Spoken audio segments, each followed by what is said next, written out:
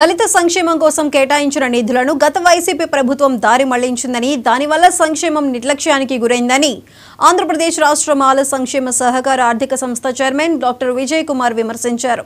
ఈ రోజు సంస్థ చైర్మన్ గా బాధ్యతలు చేపట్టిన సందర్భంగా ఆయన మీడియాతో మాట్లాడారు.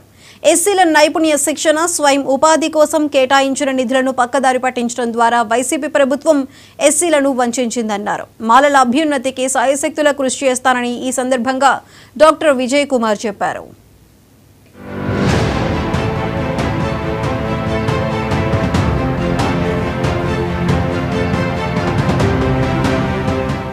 మాల సంక్షేమ కార్పొరేషన్ చైర్మన్ గా ఇటీవల నియమితులైన డాక్టర్ పెదపూడి విజయ్ కుమార్ ఈ రోజు తాడేపల్లిలోని కార్పొరేషన్ కార్యాలయంలో బాధ్యతలు స్వీకరించారు. టీడీపీ, జనసేన నాయకులు, కార్యకర్తలు పెద్ద ఎత్తున ఈ కార్యక్రమానికి హాజరయ్యారు.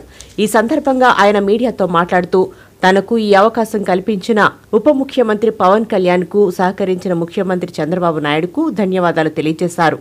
గత ప్రభుత్వ హయాంలో ఎస్సీలకు కేటాయించిన నిధులు పక్కదారి పట్టడాన్ని ఆయన దుయ్యబట్టారు. గత 5 ఏళ్ల పాటు ఏ విధంగా సాంఘిక సంక్షేమం పేరుతోటి గత 5 ఏళ్ల వైఎస్ఆర్ కాంగ్రెస్ పార్టీ పాలనలో ఏ విధంగా సంక్షేమం అనేది నిర్లక్ష్యానికి గురైంది అనేది మీ అందరికీ తెలుసు.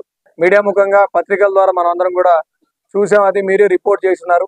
సంక్షేమం కోసం కేటాయించినటువంటి నిధుల్ని ముఖ్యంగా ఎస్సీ కార్పొరేషన్ కోసం, తద్వారా దళిత యువతకి లోన్లు ఇచ్చి స్వయం ఉపాధి కోసం, నైపుణ్య శిక్షణ కోసం కేటాయించినటువంటి నిధుల్ని ఒక్క రూపాయి కూడా ఖర్చు పెట్టకుండా ఏ విధంగా డైవర్ట్ చేసి వంచన చేశారనే విషయాన్ని మీ అందరికీ సందర్భంగా గుర్తు చేస్తా ఉన్నా. ఈ బడ్జెట్లో సంక్షేమం కోసం చెప్పుకోదగిన స్థాయిలో నిధులు కేటాయించడం వల్ల వాటిని సద్వినియోగం చేయడానికి, మాల సమాజానికి సేవ చేయడానికి కార్పొరేషన్ కృషి చేస్తుందన్నారు. మన ప్రవేశపెట్టినటువంటి బడ్జెట్ లో కూడా సంక్షేమం కోసం దాదాపు 18,000 కోట్ల రూపాయలని కేటాయించడం జరిగింది. అలాగే కార్పొరేషన్ల కోసం, రాయితీ రుణాల కోసం దాదాపు 340 కోట్ల రూపాయలు కూడా కేటాయించిన పరిస్థితి అందరికీ సందర్భంగా గుర్తు చేస్తా ఉన్నా.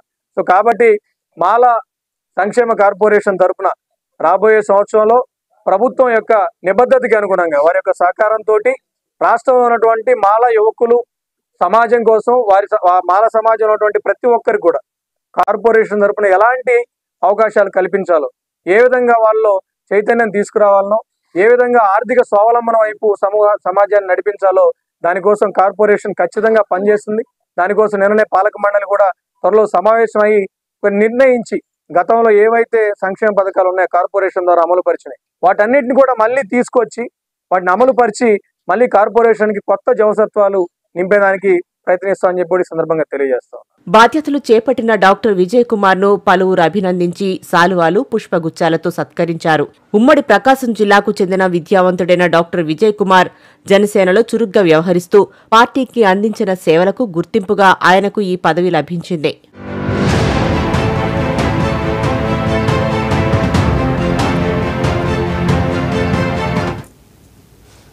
ఇవి ఇప్పటివరకు అప్డేట్స్. Keep watching 99.